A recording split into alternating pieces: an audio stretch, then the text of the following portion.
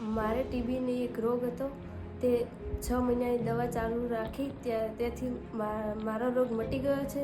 જ્યારે હું બીમાર પડી ત્યારે મારું વજન 34 થઈ ગયું હતું અને મેં 6 મહિના દવા ચાલુ રાખી, 3 ગોળી ટાઈમ લીધી ત્યારે મારું વજન હવે 44 કિલો થઈ ગયું. દવા લેવાથી કોઈને ડરવું નહીં, કારણ કે આવી દવા લેવાથી રોગ મટી શકે છે.